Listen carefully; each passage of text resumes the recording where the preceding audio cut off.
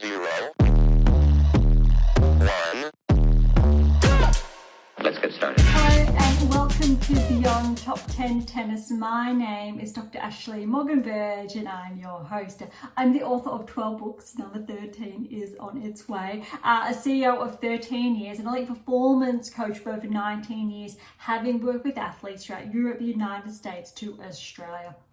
I'm the world's leading scientist on coach and athlete performance, specifically behind how to develop a top 10 tennis ranking. My work includes everything from mitigating injuries to conditioning behaviors that set a player up long term for the long game towards a top 10 tennis ranking. I'm behind theories from the optimal performance theory, optimal behavior for optimal performance, the barrier breaker, the rule of transference to the golden rule.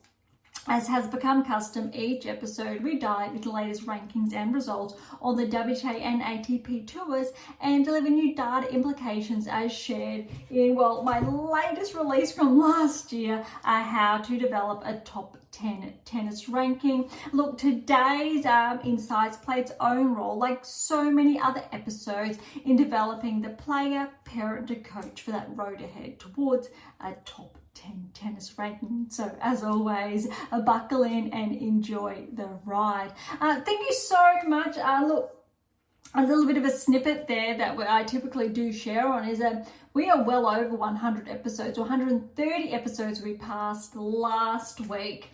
And oh my goodness, so look, if you've been with us for some time now, thank you so much. Beyond Top 10 Tennis would not be here if it wasn't for you. The same goes for if you're new, welcome. Again, we would not be here if it wasn't for you, all of our new listeners that continuously coming. I'm so grateful.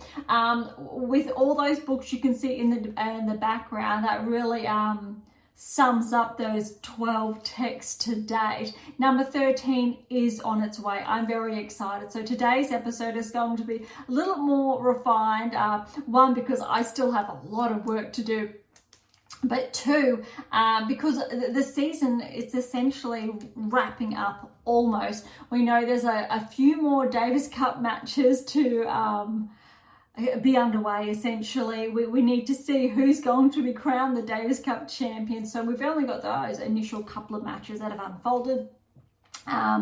Billie Jean King Cup, however, or Fed Cup, is done. We know the champions, and we also obviously know the season-ending champion on the ATP Tour. Last week's episode touched on obviously the WTA Tour champion or the WTA Finals champion for the end of the year. So we have all of that to go over, and I'm sure we will have time today to dive into another section of the secrets to optimal coaching success. And I'm just going to kick off today's episode with, yes, that number 13 book. It's weeks away. It is really under the pump. Typically, I think this time last year, Beyond Top 10 Tennis was talking about how to develop a top 10 tennis ranking, and it was released, I think, roughly around the first week of December. At this stage, we're probably looking at the second or third week of December for this next release. I'm very excited. I did share more insights on that in last week's episode. But for those of you who haven't listened or yet to listen or would like to know a little bit more, this next text, I haven't released the title or shared it yet. It's pulling all those 12 or 11 texts, if you like, together. So remember, one of those releases is fictional. So we're looking at 11 essential texts and how to navigate your way through that body of work, how to leverage it on a daily and weekly basis, which I'm very excited about because this has never been done before. And I've personally designed planners for you every single week with a multitude of questions in there. And there are two parts to it. So the second part won't come out till early next year. It's huge. However, I'll say it's huge in substance. It's actually very compact. and I've made it or made the decision for that, and there's obviously more in the book that speaks about this. So you can really it's easy to take with you where you go, on court, off court, it doesn't matter where you are, and that's really important because it is a must-have to dive into. If you do not have any of the books to date, that's okay as well, because it will guide you through where to start, which one as well that you should be reading in tandem, but also its own book in itself, that it's filled with new resources, new information, discussions, etc. And also there's a part that runs parallel with this very season. So it's jam-packed with goodies, very powerful, and I really can't wait. On two fronts, I can't wait for you to read it, but it'd be very nice to wrap this up after it has been a very long process. But I wouldn't have it any other way. As always, I do welcome questions. I think the fun thing about this next release is that it actually integrates the earlier sections of Beyond Top 10 Tennis, because I know we get a lot of new listeners, and my question to you is, and potentially to me then, how do I get through all of these episodes already? And this is obviously now how.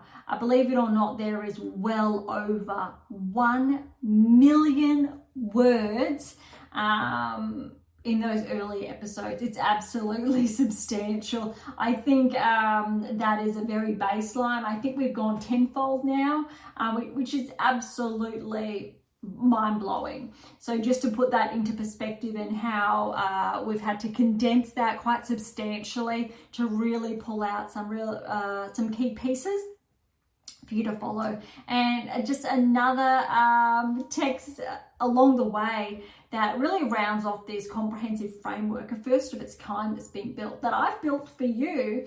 And to learn more about that and the why, I'll hold off, because that's all shared, and I've penned that in this release. It's very tricky not to share the title and all of the above with you. So give me another few weeks and I will share more on that. But we will keep these episodes quite short, purely because after the Davis Cup, tournament's essentially wrapping up when we're looking at top 10, 20, 50 players. There are a couple of smaller events underway. There will be the Next Gen finals, I think the week before Christmas, but just after Christmas we will kick back off, because there are a number of events in Australia typically, or also in Asia, that do kick off roughly a few days after. So we've only got a couple of weeks between now and then, roughly, or maybe about 4 weeks. So we will slow down, but we will be back before the new year is here. So really important. Hopefully, if you are not listening to today's episode live, you will come across it and you will see that we've just taken a few weeks off because the season is under wraps as well. And whilst I acknowledge there are actually a number of tournaments underway on the WTA Tour that run throughout, I think now through December, similar ATP Tour, they are smaller scale events, and they will be collecting points, obviously, typically ranked outside the top 80, outside the top 100 as well. But it'll be interesting to look at key players in those couple of weeks who have begun to track and are progressing, whether it's inside the top 100, verging towards the top 50. However, the points on hand over the next couple of weeks, they are not, say, substantial, like a 1,000, a 500, or a 250. They are all 125s or under.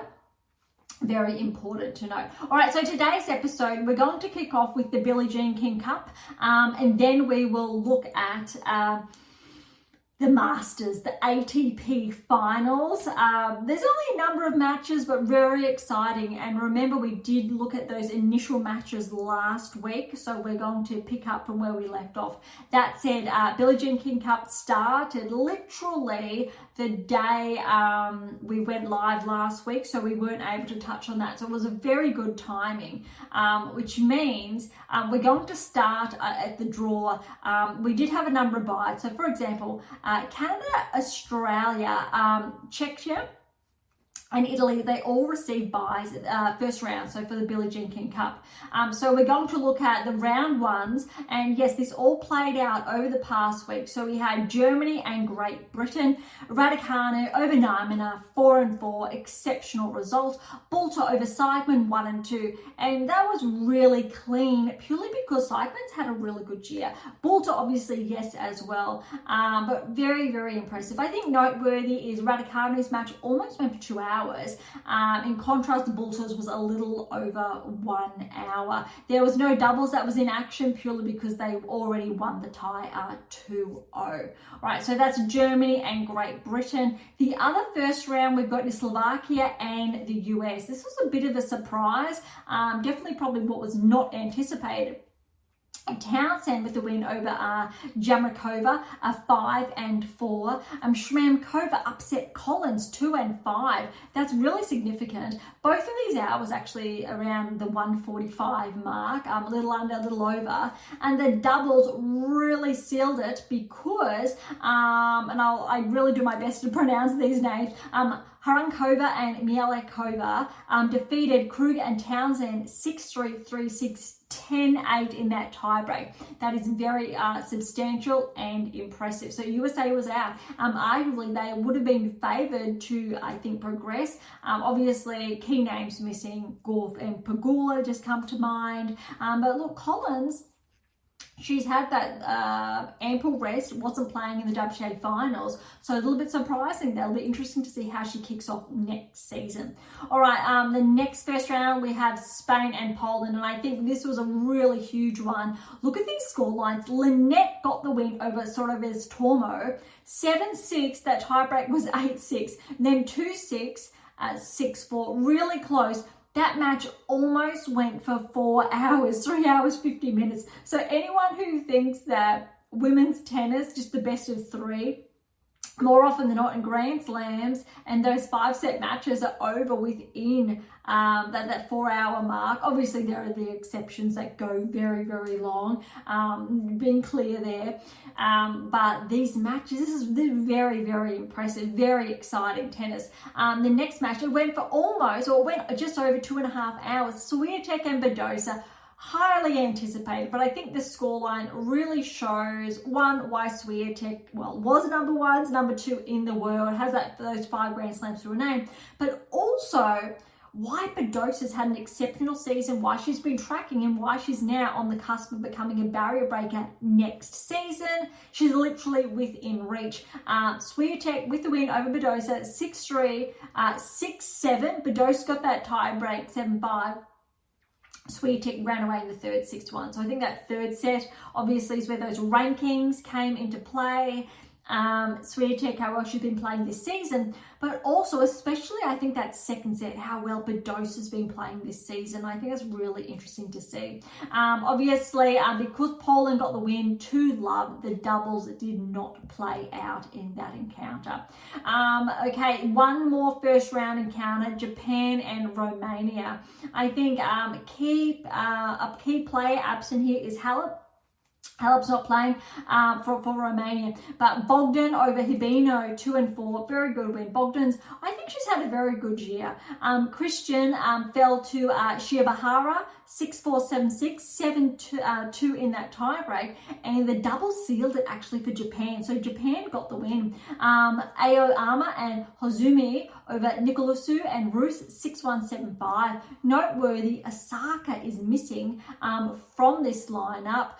Would have been great to see her in action, but look, well done to Japan to get that win over Romania. Right, so that's all of the first round or round one actions. Now, all of the winners, plus the countries that received the bye, progress to, well, we'll say the second round, but it's classed as the quarterfinal, so the top 8. So we had Canada and Great Britain. I won't say there were no big surprises, but a little bit, so wait for this. Raducanu over Marino. So look, 6-love, 7-5. That's huge. Raducanu, look, her ranking hasn't been as, I think, tracking as steadily as it could have been this season. But I think she's in a very good position for next season, being able to get a number of matches under her belt, which was really, really important. Similar with Osaka. So I think that's really good. I know there were expectations, potentially top 30, top 20, if they performed like they once did, or respectively. But look, both players have set them up very well, I think, for next season. So well done to Raducanu. But look, Boulter and Fernandez, they're very similar in the rankings. Boulter's actually been peaking recently. She had a bit of a lull. Fernandez has been relatively steady all season, solid inside that, around that 25 mark, definitely top 30. Boulter was bumped outside the top 30. She's back inside the top 30. But look at this, 6-2, 6-4 to Boulter. That's a very significant. Because Great Britain got that 2-love, there was no doubles in action, so Canada was out there. All right, then we had Australia and Slovakia. I think Slovakia had a very interesting lineup, purely because we're not seeing more bigger name players, but oh my goodness, did they bring it home. A little bit biased. Those of you who are not familiar, I'm based in Australia. We had a Gold Coast local, Kim Birrell, play for Australia against Hurung Can over first round. And look, I did watch a good percentage of this match, and oh my goodness, it was very close. Birrell should be really proud of herself with his result. 7-5, 6-7, that tie break, Kimberly got 7-4, then Harankova got that third set 6-3. That was really close. For perspective, it went over just over 2.5 hours. Then Tomljanovic was in action against Shmamkova, but look, Shmamkova was too good, 1 and 2. We know how well Tomljanovic can play, but she's been struggling with injuries. She's been back, I think, for a few months in action, but I think she's yet to find that form that we know got her well inside the top 50, or she's been there for a number of seasons previously. Because Slovakia got the tie 2-love, the doubles did not play out. So we're not seeing many doubles, actually. We're seeing more clean sweeps. All right, then we had Poland and Czechia. I do apologize. I hope I'm pronouncing that correctly. Poland did get the win here, but look at this. Boskova, very impressive win over Frech. And because Frech has been tracking this season, 6-1, 4-6, 6-4, again, well over that 2-hour mark. Swiatek Noskova, noteworthy, really, really important. This is why this is exciting. Czechia, Czech Republic, but it's Czechia now. I'm just clarifying that because we're historically seeing that. Noskova, Swiatek, guess who bumped Swiatek out of this year's Australian Open? Noskova. That was huge and a very big breakthrough for Noskova, who's managed to be able to maintain her ranking inside the top 30 for all season, essentially, since that round of 16 was a quarterfinal result of the Australian Open. She's been really solid, and I believe she's only 19 years of age. Really good things, I think, to come for Noskova next season. Swiatek, look at this result, 7-6, and the tiebreak was 7-4 to Swiatek. Noskova got the second set, so that was 4-6, and then Swiatek the third, 7-5. That went again over 2.5 hours. That's a huge match, very, very impressive. In all fairness, Swiatek and Paolini are the only players, I believe, that play the WTA finals and are playing Fed Cup, Billie Jean King Cup. So it was one apiece for Czechia, and Poland went to the doubles, and Swiatek did play doubles with Kawa, and they got the win over Boskova and Siniakova 2-4. Noteworthy, Siniakova, we know how good she is at doubles. Boskova as well. So that was actually a really good result for Poland. Really, really impressive. Great to see. Awesome tennis. All right, Japan and Italy then faced off in the last quarterfinal. Oh my goodness, how much tennis has Paolini been playing? Probably equal to or just as much as Swiatek, almost. All right, Shibahara over Kokureto. Now, Kokureto has been tracking this season, but look at Shibahara. 3-6, 6-4, 6-4. Another match, almost 3 hours, 2 hours and 44 minutes. Huge. All right, and then Paolini got a very good win over Uchijima, who has, I'll say, steadily been tracking, not as progressively, but she's been showing up. And look, Paolini's win went for a little bit over an hour in contrast.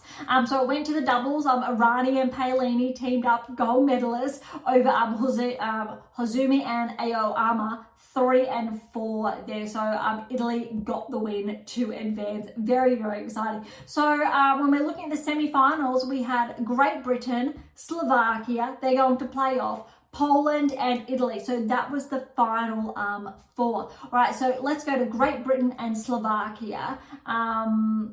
Absent here that comes to mind is Kvitova, right? And we haven't seen her so much in action. That's just one of many players there. Slovakia is very impressive as far as tennis is concerned. Okay, and I hope I've got that right. I could have made an error there, so if I have, I do apologize. Raducanu over Harankova. Look how impressive Raducanu's been clocking up these wins. 4 and 4 over Harankova.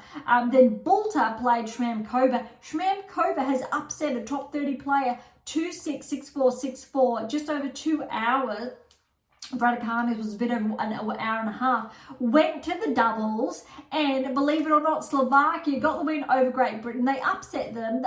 It was Milikova and Harankova over Watson and Nichols, 2 and 2. That doubles match was actually relatively one-sided, a little bit over an hour there. So well done to Slovakia for progressing to the finals. Very, very exciting there. Now the next match, hugely I think and highly anticipated, was Poland and Italy, because we know Swiatek, Paolini, I actually don't believe they faced off in the WTA finals.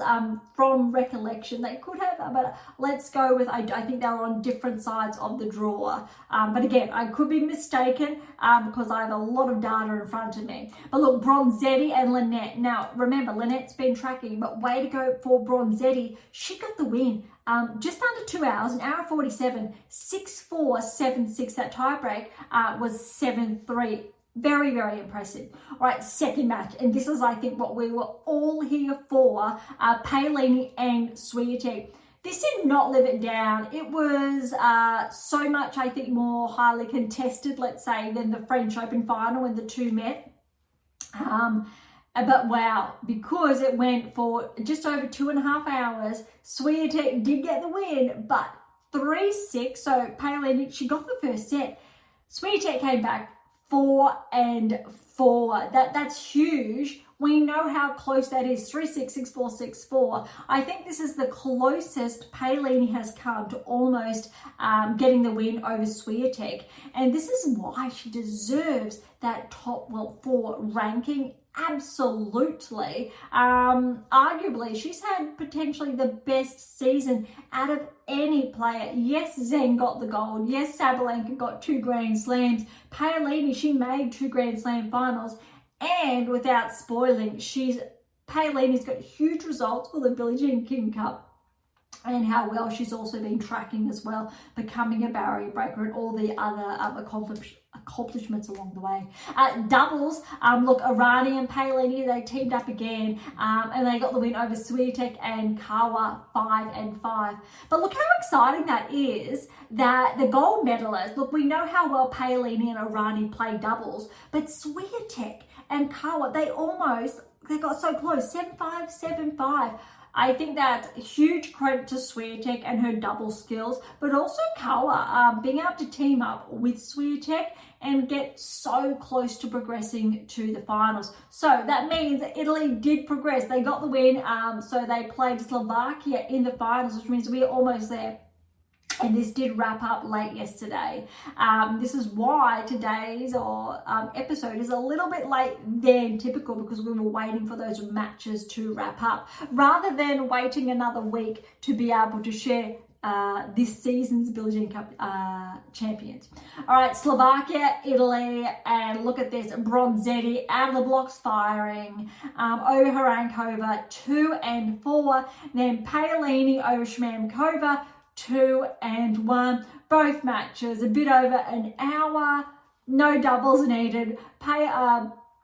Italy with that clean sweep, and this is where I was sharing that Paolini has had an absolutely stellar season.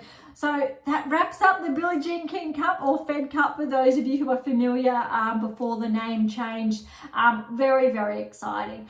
Very quickly, we're not going to go into details, but there are two smaller events in action on the WTA Tour. That's the Fifth Third Charleston.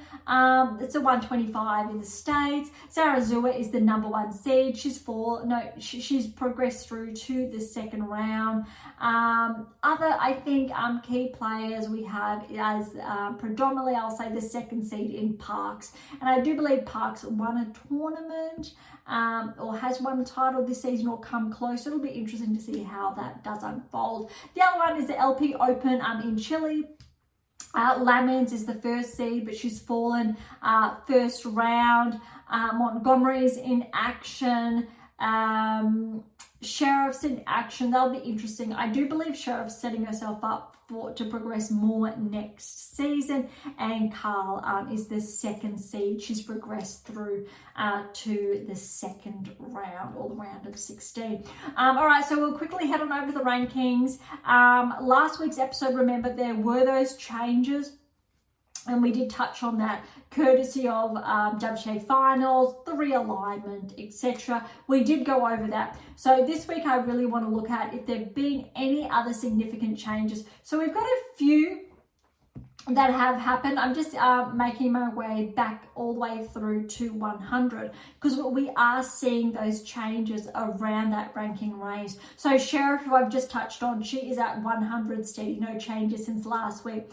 Wang's inside the top 100, 23-year-old from China, up 3 places to 99. And Carl, who I've just touched on as well, so she's 94 in the world, just for perspective there. Nyman, who played Billie Jean King Cup, 91 in the world. Podoroska, she's back 9 to 89 in the world. Gadecki's at a new career high. She is a local Aussie, 88. Very exciting to see.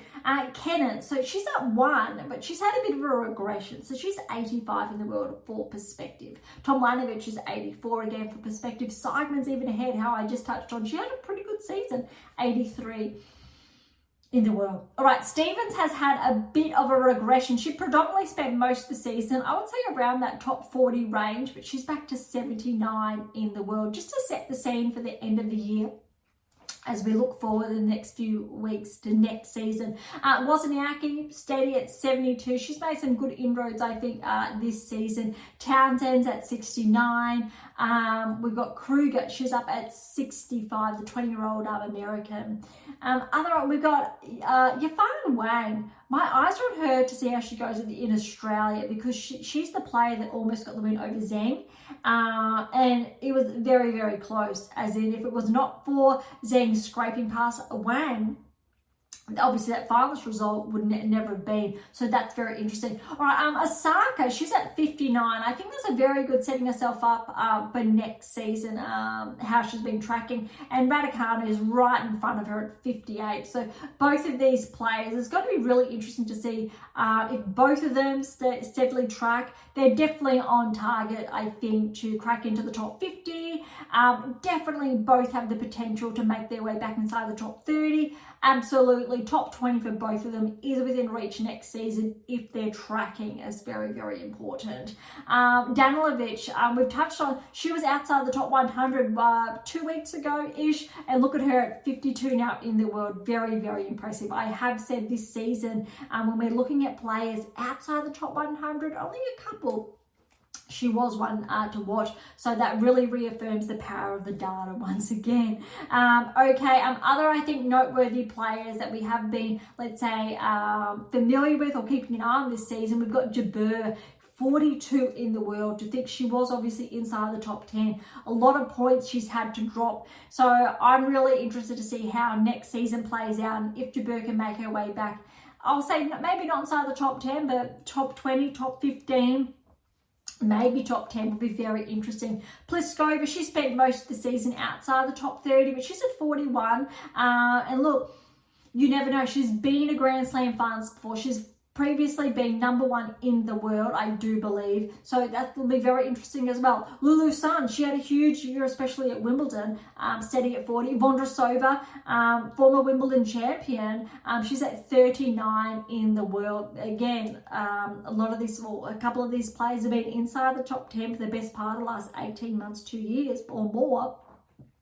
Let's see what our next season brings. Other players, we've got Sakari, she's at 32 again. She's spent the best part of the last few years or seasons inside the top 10. So this is a very big regression for her. It'll be very interesting next season. Fernandez, she's just been bumped outside the top 30. Must have been last week. So she's at 31. I'm sure she will progress back inside. Definitely, I think, one to watch Fernandez to crack inside the top 20. Top 30, we're not seeing any movers. Everything is relatively the same. Look, Noskova, she's steady at 26. Fretch, career high, 25. Bolters, 24. Markova, 22. I'm sure she's going to crack back at least inside the top 15. Keys at 21. Azarenka, look, she's at 20. It'd be great to see her inside the top 10 again. I definitely believe she can. It's just about getting enough games together at the bigger events, really to make her move at Grand Slams, like get those round of 16 quarterfinal plus results. Look, Andreeva, Mira, she's definitely on track to become a barrier breaker potentially next season, which is very, very substantial. I think youngest player since Coco Gauff to progress that close or enter the top 10. Look, Kalinskaya, Schneider, Badosa, Collins, that rounds out prior to the top 10. We know Krejcikova is back inside the top 10 as she deserves. We also know how Kasatkina fared at the WTA finals. Navarro is definitely deserving, obviously, at number 8 there. And the rest self-explanatory. We know Sabalenka, Swiatek, Gauff, Palin, Zhang, Rybakina, Pegula rounds out the other 7 there. All right, that wraps up the WTA tour. That did go a lot longer than anticipated. We've got a little bit of a short time, however, for the ATP tour because we're not going to dive into the Davis Cup finals. We'll wait till next week to wrap up all of the action. Just to keep everything, I think, tight packed, to share all of the results in one, just like we've done for the Billie Jean King Cup. So we've got the ATP finals. We did touch on last week. Look, Sunday, Monday, Tuesday, so days 1, 2, and 3, we were able to share. And I'll just quickly wrap up day 3. Sinner got the win over Fritz. That was very, very substantial, 4-4, because we know that's a rematch essentially of the US Open finals. Then we had Medvedev and de Minaur 2 and 4. Again, that was day 3 action. Just to put that all into perspective. But really, really, I think interesting that scoreline, because some of you may know or be familiar with the outcome. So I'm not going to spoil it there. But I'm just looking. That went for an hour and 40 minutes. Okay, that's interesting. Just keep that in mind. All right, so let's fast forward to day 4 then. So that's day 4. We had Zverev and Rudd. 7-6, 7-3 in that tiebreak, 6-3. Very good win for Zverev, but Rudd, I think, he's left his best to last. He played some really exceptional tennis, I think, for the ATP finals. Alcaraz and Rublev, look, this was actually closer, or as close potentially as the scoreline anticipated, a bit over an hour and a half. Alcaraz did get the win, but remember, he's already had one early loss, 6-3, 7-6, but that tiebreak was 10-8. That was huge. All right, day 5, because we've only got 2 matches per day. Sinner Medvedev, Sinner with that win there, 3 and 4. Sinner's been absolutely flawless. A little over an hour there, a little bit brutal there, because we know Medvedev's a very good player. Fritz de Minaur, this was probably de Minaur's best match, granted that he did go down 3-0 in the finals. Look, 5-7, 6-4, 6-3. And granted how well Fritz played, that says something. Alex was able to push Fritz to 3, hold him there for a little bit over 2 hours. But look, Fritz obviously with that win there. All right, day 6 then. So on the Friday's action, we had Zverev and Alcaraz, and this was really playing for who's going to make the semi-finals, and Zverev got all the way through there. 7-6, 7-5, that tie-break 6-4, and I think really, look, we know that Zverev is 2 in the world. As far as rankings are concerned, look, Alcaraz has 2 slams to his name. I think that really does deserve 1 and 2, similar to Swiatek and Sabalenka. They're definitely 1 and 2. But Zverev, look, he's had a stellar season. Fritz as well. Rudd's finishing off very strong. But Zverev with this win, I think highlights why he's 2. That said, I think it's definitely questionable, granted that he made 1 finals this year, and Alcaraz obviously claimed those 2 Grand Slams. All right, Rudd and Rublev. Rudd with the win here in 3. Rublev almost got close, but he also went down 3-0 in his group, similar to Alex. 6-4, 5-7, 6-3, bit under 2 hours there. All right, day 7 action. This was our semi-finals. Semi-finals, Sinner, Rudd, Fritz and Zverev. Definitely, I think 3 of the best 4. We know Medvedev's not there. A bit of a surprise for Rudd to make it all the way through. But again, a surprise that Alcaraz didn't. And Rudd really played well for the ATP finals.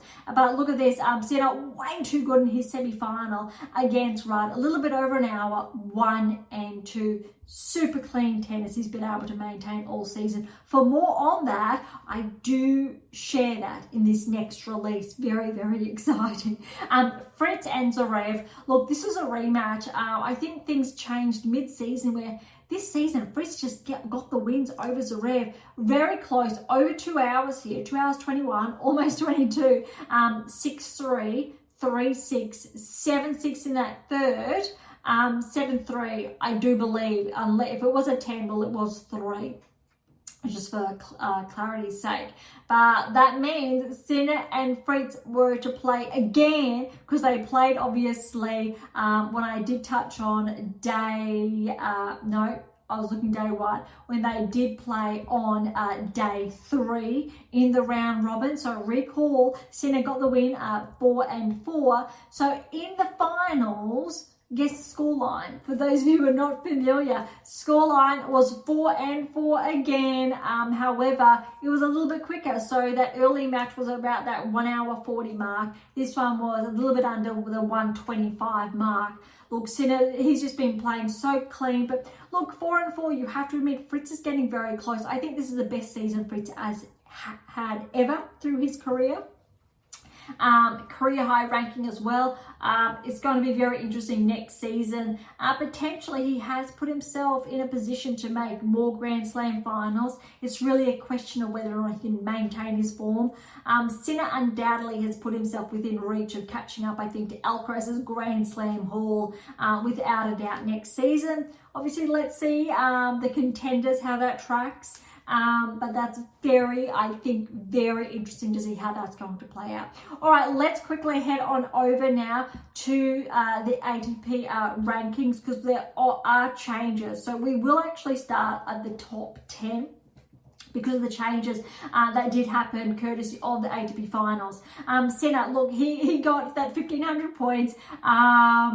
Number 1, clear cut. He is almost 4,000 points ahead of Zverev, and Zverev is around that almost 1,000 points ahead of Alcaraz, but it is 1, 2, 3 respectively. Fritz got bumped up 1 to 4, so that's his career high. However, Alcaraz is 2,000 or thereabouts points ahead of Fritz.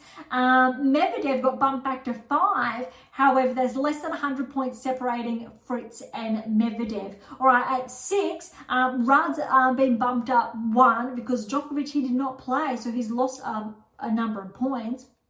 Rudd's at 6, however, separating him from Medvedev's roughly around that 800-point mark. So it's relatively close, but that said, you really do need to win a Grand Slam or have a very good season, get enough wins to accumulate those points. As far as Alcaraz and Zverev are concerned, if Alcaraz does win, say in Australia, that might be enough to get him closer, but he will not get number 2 unless Zverev plays poorly, so loses points. Sinner, he's relatively happy providing he defends his points. That said, that was the same scenario this season for Swiatek, where Sabalenka just caught up. And remember, Sinner started this season well behind. For more on that, that's where this next release comes in as well, because I have shared even more. All right, so Djokovic, he's been bumped back to 7 in the world. We have not seen him there for some time now, though we've seen him there before. But again, look, he hasn't really played since the US Open. It's going to be very interesting to see how he starts next season off, though you have to put him in contention irrespective what event, just when he plays, because he's been able to make, he made the ATP finals. He did not play, however, whilst not playing his best tennis this season, probably his worst season on record as far as results are concerned historically. Still a very good season. He did make the finals at Wimbledon, remember. But still, I think, yes, players are ahead of him, but he's had more of a quiet year. He won gold as well. So I think it'll be interesting to see how he tracks next season, if he's able to maintain that motivation and to get back into the top 5, or really, if he's able to maintain his place inside the top 10, let alone the 8%. I think that's really important and pivotal. 8%, so remember how to develop a top 10 tennis ranking, the power of the 8th key, and the correlation with the 8% there. More on that again in this next book. All right, to round out, we've got Rublev's at 8, Dimonor is at 9, and Dimitrov is at 10. Probably would, Alex definitely deserves to be at 8. There is 200 points roughly separating Rublev from Djokovic, and there's just around that 20-30 points separating Alex from Rublev there. Alex is just in front of Dimitrov by a couple of hundred points. But Alex, look, he's had a huge season. Rublev and Dimonor, same result, ATP finals. Arguably, though, when it comes to Grand Slams, Alex did perform a lot better with those quarterfinals results on multiple occasions. All right, so that really rounds out then the top 10. Let's have a look at other players who have tracked over the weeks. I'm not anticipating too much, but unlike the WTA Tour, we are going to head on down or back, depending on your perspective, towards the top 100. Tsitsipas, Paul, Rune, Humber, and Draper all outside, round out the top 15. Draper and Paul are definitely barrier breakers next season. More on that again in this next release. Mazzetti's up there as well. Be interesting to see how Hurkacz tracks next season. A lot of good players with this potential. We've got Phil's at 20. We've got and then behind him is Shelton. No very, I think, big changes in the rankings. Everyone's really steady. It looks like most of these players inside the top 50 have had a week off. Look, Arnaldi's up 1, Nakashima's back 1, 38, 37 respectively. Just some very minor changes. We don't have a really big or substantial noteworthy regressions like, let's say, the WTA Tour this season. It was really just those ones outside the top 10, but still inside the top 20. Yeah, Norrie, look, he's at 50. Goffin's had a good season. I believe he started just outside the top 100 or around there, but he's managed to almost find his way back inside the top 50 at 52. Monfils is at 55. He's hovered around there for most of the season. Shapovalov, look, he started the season outside the top 100. He's back 56, which is great. No changes, though, over the past week, just reaffirming where some of these players are. Vukic has had a very good season. He's up to 68. There are other small movers. No, I'll say nothing profound or significant. Here we go. Diaz Acosta, 15-point regression to 79 in the world. Van de Zandschulp is at 80. Duckworth's back 582. Fognini, yes, Fognini's, I believe, former top 10. He did spend a few weeks there previously, or a number of seasons back. He's at 84 in the world. I was looking for Berrettini, but I have not been able to pinpoint him yet. So I think I've just gone over him. But that's predominantly, that rounds out the top 100. I'm just going to have another look to see if we can have a look at that ranking for Berrettini, because we know he was outside the top 100, found his way back inside the top 100, but it looks like I cannot find his ranking, which means I think, look, as far as I think players and their rankings are concerned, that's just one primary player that hasn't been tracking this season. So I've just definitely skipped over him. He is there. He is 35 in the world. So that's a little bit funny that I that I did miss that. It was right in front of my eyes. So now I'm going to check it. Yes, he's right there. Another player that I'm curious to see what ranking he is going to end the season on is Wawrinka. We haven't seen too much of him the last few weeks, but he's been very consistent. Well, it stands here, look, he's bumped outside of the top 100. So let's have a look when that actually happened, because he did spend most of the season inside the top 80. So for a breakdown, Stan did get bumped outside the top 100. How's this? Back in July. That is actually a little bit surprising. So he's obviously lost a lot of points along the way. And he has unfortunately regressed since. He was bumped out all the way to 235. He's back to 163. Look, I think if Stan's able to get a few good wins in Australia under his belt at the bigger events, some wild cards there, he will crack back inside the top 50. That said, he is at the later end of his career. We need to remember Stan is, I'm just checking for clarity's sake.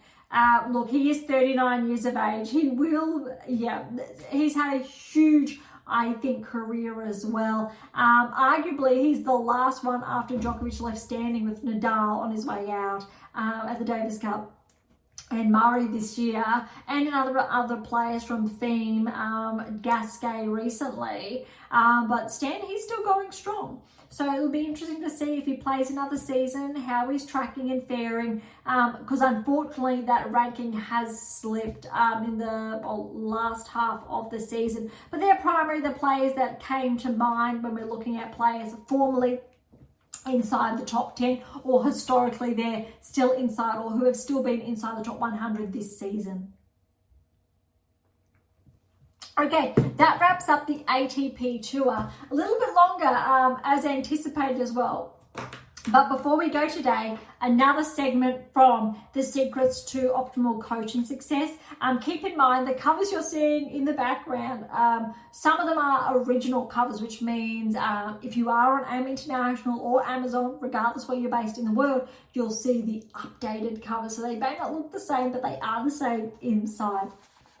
Okay, we're up to 4.1, golf and coordination. Yes, just like last week around swimming, you will see the method to the madness. All right, so I will read a couple of extracts from this chapter segment before we close out today's episode. The ability to synchronize one action movement to coincide with an object ball is no mean feat. Coordination.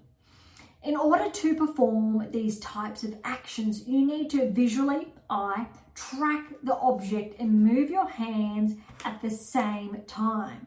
This is referred to as hand-eye coordination. I'll bet you have heard of this term before, but perhaps aren't necessarily as skilled in this as you could be, cue coaches and parents. A very small note on that. A number of years ago now, when I was on court with junior players, so younger players, typically whether they're under 10, 15 years of age, looking at their hand-eye coordination, this is what prompted me to write this, is that the ability for children of those younger years to simply catch a ball, irrespective if it was very slowly thrown to them, if there was a bounce involved, has become very detrimental. It's almost not guaranteed. Once upon a time, I will say, when I was growing up, it was very readily anticipated that most people around that age, children, could catch a ball. They did have some level of hand-eye coordination. Going back then, that is not the case. What was the case is that now, or back then, around that 15 years ago, we were seeing, or I was seeing, a lot of younger players struggle. And if you cannot catch a ball, if you cannot bounce then catch a ball, if you cannot bounce up a ball then catch it with your racket, these are very small or micro skills to develop your hand-eye coordination. And if you struggle, your ability to perform on the tennis court, with as far as hand-eye coordination is concerned, it's regressive. So you are starting on the back foot. So once you're able to form those key fundamental skills, so hand-eye coordination, then you progress with that racket. And now most coaches universally know this, or should know this, parents as well, hopefully. But that's why it's so powerful in the schoolyard or at home to practice for the younger players catching a ball with your non-dominant hand. There's lots of skills there, and discussed in the I'm Your Tennis Coaching Guru text. See a big orange one over there. But there's so much, it's very multifaceted when you're looking at skills not with the tennis racket and how it transfers then with the tennis racket. Very, very powerful. All right. It has become all too common these days for hand-eye coordination to be pushed aside in our players' or athletes' skill development in their fundamental years. So like I've just shared, to identify if this is a skill that is lacking in your child or player or athlete, play catch with them. Just again, as I've shared, reading my own thoughts. By playing catch, you will be able to notice your child's or players or athletes' ability to track the ball and then reach or react, catch in sync, their level of hand-eye coordination. So that is relatively, I think, self-explanatory. One last section. Regardless of age, there are plenty whom this will not be easy for and will struggle to throw and catch. And that's okay. If that's one of you, that's okay. It simply means it's not a skill that's been developed, but if you are looking at progressing your tennis performance, hand-eye coordination is a very important skill to begin to integrate in your game. Of course, if you're a player inside the top 50, top 30, absolutely you have this skill. There's obviously no harm in continuously working on this skill. There are added benefits. We see it all the time. There's lots of literature behind it. There are lots of drills you can do to help with this, and that definitely correlate with optimized performance outcomes. But this is for one simple reason: lack of play. In regards to hand-eye coordination and being able to play outside, for example. That's right. Naturally, children of any age are inclined to grab an object and eventually throw it. Over time, this throwing becomes and is freely termed catch. But if children are unable to play nor encouraged to play freely, as has been the case, I've personally observed the past, decade, 2 decades now, these skills are no more. They are no longer commonplace, but only skills acquired by those who are able to experience the joys of catch in their own play time. All right, so as far as I think golf's concerned, coordination and the crossover there, to learn more, head on over to 4.1 that we've just touched on. But that's a really powerful topic, especially when we're considering how. So without spoiling, I think, the later ends of that chapter, where it goes to or discusses is that rather than using tennis directly or the sport of choice directly, you may choose to use golf, whether it's at home, in your backyard, or driving range, irrespective of your age. Obviously modify your tools or equipment accordingly. but how you can use different sports to enhance your performance. We commonly see tennis players perform quite well at golf, not always, but the transferable skill is that hand-eye coordination. And some players have better hand-eye coordination than others, but you're able to transfer that.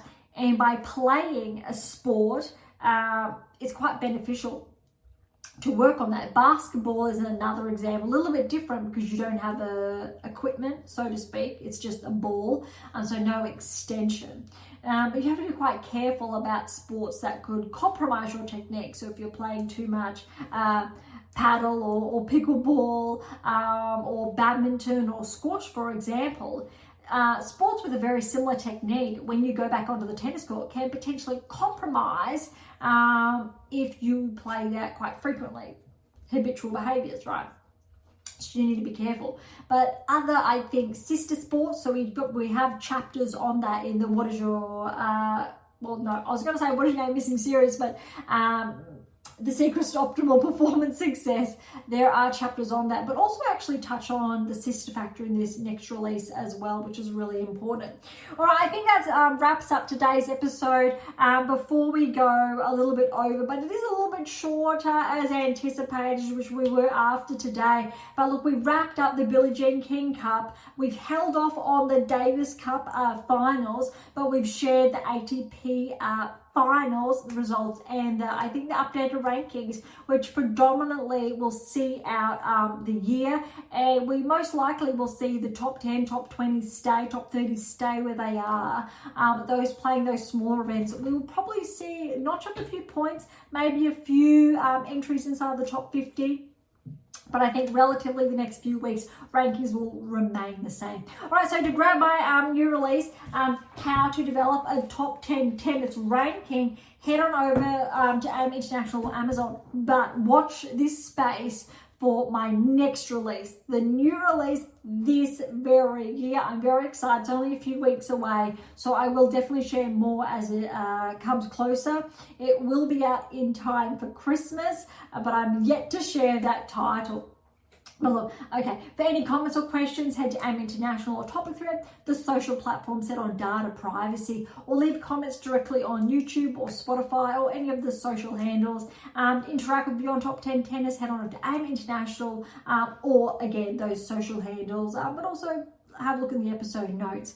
To catch up on our blogs, head to AIM International, look for our blog tab, or head on over to Substack with all links in the episode notes. For something a little bit different, head to Pink Octopus Books. That's where my fictional release is. Something left of field, visit Spruik for some random polls. Of course, if you enjoyed today's episode, please subscribe, like, share, do all of the above would be absolutely phenomenal.